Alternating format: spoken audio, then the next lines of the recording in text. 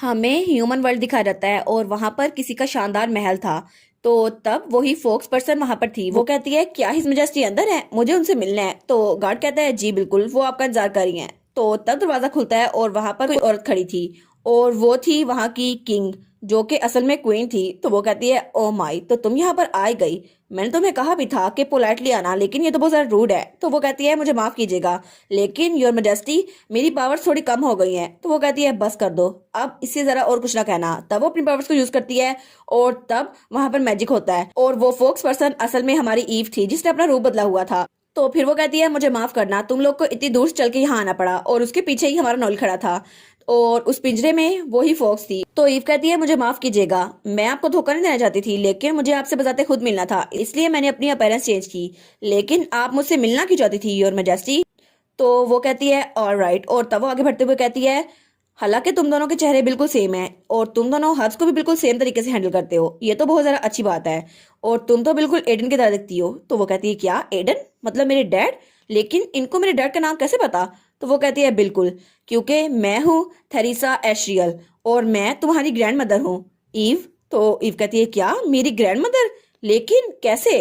तो ईव सोचती है ह्यूमन वर्ल्ड की क्वीन जो कि मेरे सामने खड़ी है वो मेरी ग्रैंडमा है, लेकिन कैसे? मुझे लगा था मेरे डैड सिर्फ एक कॉमनर है जिनको वाटर वर्ल्ड में आने की इजाजत मिल गई, लेकिन ये कैसे हो गया? और मुझे नोएल ने कहा था कि मेरा मैजिक बिल्कुल ब्लू है ह्यूमन किंग की तरह, लेकिन ये कैसे हो सकता है, मुझे तो पता नहीं चला। तो ईव कहती है अब आप आखिर मुझे क्यों ढूंढ रही थी? और फिर वो कहती है अगर हम फैमिली हैं भी तब भी आपको मुझे तब ढूंढना चाहिए था जब मेरे डैड जिंदा थे, अब क्यों? तो वो बहुत ज्यादा उदास हो जाती है। वो कहती है मुझे माफ कर दो, शायद मुझे तुम्हें स्टार्ट से बताना चाहिए। तो इव कहती है क्या? तो वो अपना हाथ आगे बढ़ाते हुए कहती है तुम मुझे एक चांस ही दोगी कि मैं तुम्हें सब कुछ एक्सप्लेन कर सकूं? तो ईव वो थोड़ी हिचकिचाती है। तो नॉयल उसके कंधे पे हाथ रखता है और कहता है इट्स ओके ईव, तुम्हें उनसे बात करनी चाहिए ताकि सारी मिसअंडरस्टैंडिंग क्लियर हो जाए। और फिर वो कहता है मैं यहाँ पर तुम्हारा इंतजार करूंगा। तो ईव उसकी तरफ स्माइल करके देखती है और कहती है हाँ नोएल, मैं थोड़ी देर में वापस आ जाऊंगी। तब वो क्वीन का हाथ पकड़ती है और उसके बाद वहां पर मैजिक होता है और इर्द गिर्द ब्लू ही ब्लू रोशनी थी। और तब ईव उसके कान बाहर निकल आए थे। वो कहती है क्या?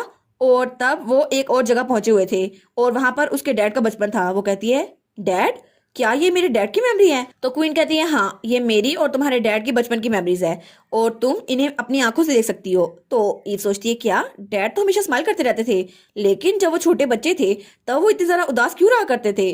और तब हमें वो सीन दिखा रहता है जब उसका डैड बहुत ज्यादा छोटा बच्चा था। तो उसके भाई उसके पास आए थे। वो कहते हैं हे, क्या तुम सच में एक इडियट हो? और वो उनका मजाक उड़ा रहे थे। वो कहते हैं तुम सच में एक सिंपल मैजिक यूज नहीं कर सकते, आखिर तुम हमारे भाई कैसे हो सकते हो? तो एडन कहता है मुझे माफ कर देना, मैं ट्राई तो कर रहा हूँ। लेकिन वो अपनी पावर को यूज करने लगता है तो उसका मैजिक काम करना छोड़ देता है। तो उसके भाई कहते हैं बस यही मुझे पहले ही पता था, तुम हमारी मॉम को डिसअपॉइंट कर दोगे। तो वो बहुत जरा उदास हो जाता है। तो तब उसकी मॉम पीछे आती है। वो कहती है मैंने तुम लोगों को कभी भी ये नहीं सिखाया। तो उसके भाई कहते हैं क्या मॉम? तो तब वो वहां पर आई थी। वो कहती है मैंने हमेशा कहा है कि अपने भाई की हेल्प करो, लेकिन तुम लोग अपने भाई की हेल्प क्यों नहीं करते? तो वो दोनों थोड़े परेशान हो गए थे। वो कहते हैं हमें माफ कर दे मॉम। तो वो कहती है तुम लोग सिर्फ मुझे अपने एटीट्यूड से डिसअपॉइंट ही कर रहे हो। और उसके बाद वो लोग वहां चले गए थे। तो उसकी मॉम उसके पास आती है और कहती है मैंने एडन तुम्हें अपनी मैजिक पावर भी दी, लेकिन लगता है तुम्हें मैजिक पावर बहुत ज्यादा नेचुरली कम है, तो ये काम नहीं कर रहा, इसलिए तुम्हें फिक्र करने की जरूरत नहीं है।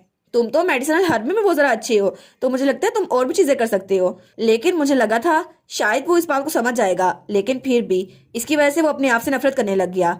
और एक दिन अचानक एडन तुम्हारी माँ से मिला और तब उसको लव एट फर्स्ट साइड हो गया और शायद उसको जीने की वजह भी मिल चुकी थी। और तब हमें नॉर्दर्न फॉरेस्ट दिखाया जाता है जहाँ पे हमारी ईव रहा करती थी। तो तब एडन बिल्कुल टीनेजर था।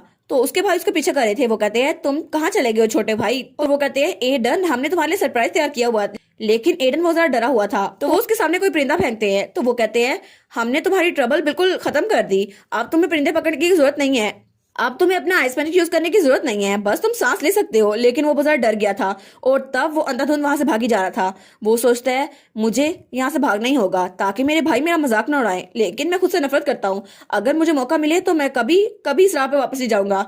और तभी उसका पाँव किसी पत्थर से टकराता है और वो धड़ाम से पहाड़ी से नीचे गिर जाता है। वो कहता है बस मुझे यहाँ से भागना ही होगा, लेकिन कैसे? तो तब वो पहाड़ी से नीचे गिरने लगता है। तो वो कहता है मुझे लगता है शायद यही मेरा अंत है। और उसके बाद सीन रहता है और हमें एक घर दिखा रहता है। और तब इनकी आंख खुलती है। वो कहता है क्या मैं अभी तक जिंदा हूँ? और उसकी बॉडी पे पूरी की पूरी पट्टियां बंधी हुई थी। वो कहता है मुझे लगता है मेरे लिए तो मरना भी बहुत ज्यादा मुश्किल है। तब उठ के बैठता है। तब वो सोचता है शायद ऐसे जीने में भी कोई मकसद नहीं है। तो वो कहता है आखिर ये जगह है क्या। तो तब वो वहां पर देखता है तो वहां पर एक लड़की खड़ी थी। वो कहती है क्या तुम उठ गए। और वो हमारी ईव की मोम थी जो कि ईव की तरह बहुत ज्यादा खूबसूरत थी। तो वो कहता है क्या तुम कौन हो। तो ईव की मोम कहती है मैं जब जंगल से गुजर रही थी तो तुम मुझे बेहोश हालत में मिले, इसलिए मैं तुम्हें घर वापस ले आई, लेकिन मैंने तुम्हारी चीजों को छुआ नहीं है, तुम फिक्र मत करो। तो तब वो उसकी तरफ देखती है तो वो कहती है क्या, क्योंकि वो तो ब्लश कर रहा था। वो कहती है तुम्हारा चेहरा तो पूरा का पूरा लाल है, क्या तुम ठीक हो। वो कहता है हाँ हाँ मैं ठीक हूँ। तो वो उसके माथे पे टच करते हुए कहती है तुम्हारा चेहरा तो बिल्कुल टमाटर की तरह लाल हो गया है, क्या तुम सच में ठीक हो। वो कहते हैं हाँ हाँ मैं ठीक हूँ।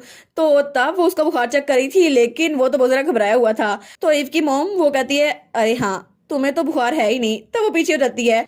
तो फिर वो कहती है मैं अभी तुम्हारे लिए पानी का ग्लास लेके आती हूँ। तो वो कहता है हाँ हाँ ठीक है प्लीज इसको ले आओ। और तब ईव का डैड उसकी मॉम के साथ बहुत ज्यादा खुश था और ये सारी मेमोरीज उसकी ग्रैंडमा उसको दिखा रही थी। और तब वो कहती है उसके बाद तुम्हारी मॉम और तुम्हारे डैड बहुत ज्यादा क्लोज हो गए और तुम्हारी मॉम भी बिल्कुल अकेली थी अपनी लाइफ में। उसने अपने पेरेंट्स को अपने बचपन में खो दिया और उसके कोई बहन भाई थे ही नहीं। तो ईव कहती है क्या मेरे मॉम और डैड। तो वो कहती है चूंकि वो दोनों बिल्कुल अकेले थे इसलिए उन दोनों को एक दूसरे के साथ साथ मिल गया। और फिर वो थोड़ा उदास होते हुए कहती है मुझे अपने बच्चों को ऐसे ट्रीट नहीं करना चाहिए था, शायद अगर मैं उनको ऐसे ट्रीट ना करती तो ये ना होता। और फिर हमें पास का सीन दिखा रहता है जब वो किसी पे चिल्ला रही थी। वो कहती है तुम्हें पता भी है मैंने तुम्हारे लिए कितना ज्यादा ढूंढा और तुम मुझे ये कह रहे हो आखिर तुम एक वुल्फ से शादी कैसे कर सकते हो एक ह्यूमन होकर। तो वो कहता है नहीं मॉम मैं किसी से प्यार करता हूँ, लेकिन मुझे फर्क नहीं पड़ता वो कौन है, मैं उससे बहुत ज्यादा प्यार करता हूँ। तो वो कहती है आखिर तुम एक बीज से प्यार कैसे कर सकते हो, वो भी एक वुल्फ, क्या तुम्हारी अक्ल घास चरने गई हुई है। तो वो कहता है मुझे माफ कीजिएगा लेकिन मैं उसके साथ ही रहना चाहता हूँ। तो वो कहती है अच्छा ठीक है, अगर तुमने अपना दिमाग बना लिया है तो सब कुछ पीछे छोड़ दो, तुम्हारे पैसे तुम्हारा स्टेटस और सब कुछ, तुम अपना नाम भी पीछे छोड़ दो। तो वो कहता है यस योर मेजेस्टी। और उसके बाद वो वहां से चला गया था। तो वो कहती है क्या क्या ये सच में ये सब कुछ छोड़ के जा रहा है। और वो वहां से जा रहा था। वो कहती है नहीं नहीं ये ऐसा नहीं हो सकता, ये जल्द ही मेरे पास वापस आएगा क्योंकि इसे ऐशो आराम की जिंदगी पसंद है और ये मेरे पास दोबारा भीख मांगने आएगा। तो वो चिल्ला के कहती है दोबारा कभी वापस आने का सोचना भी मत। और तब ये सारी स्टोरी वो ईव को बता रही थी। वो कहती है एडन की मेरे पास यही लास्ट मेमोरी है, लेकिन क्या तुम सच में अब मुझ पर यकीन करती हो। तो ईव वो कुछ नहीं बोलती। तो वो कहती है मुझे लगता है तुम अभी बहुत ज्यादा कंफ्यूज लग रही हो। तो तब वो अपना हाथ आगे बढ़ाते हुए कहती है मेरे हाथ को टच करो। तो ईव कहती है क्या। तो वो कहती है मेरे हाथ को टच करो। तो ईव जब उसके हाथ को टच करती है तब वहां पर ब्लू कलर की रोशनी फैली हुई थी हर तरफ। तो वो कहती है हाँ तुम्हारी पावर भी बिल्कुल एडन की तरह ब्लू है और तुम बिल्कुल अपने डैड की तरह लगती हो, सेम टू सेम। तो ईव कहती है क्या अपने डैड की तरह। और इसी के साथ ये वाला पार्ट यहाँ पर ख़त्म। तो आप लोग बताइएगा आपको ये पार्ट कैसा लगा। प्लीज़ लाइक करिएगा, कमेंट करिएगा और शेयर करिएगा। और जो न्यू व्यूवर्स हैं काइंडली वो चैनल को सब्सक्राइब कर दें। और पिछली वीडियोस का लिंक आपकी स्क्रीन पर नज़र आ रहा होगा तो काइंडली उनको भी चेकआउट कर लें। Thank you so much.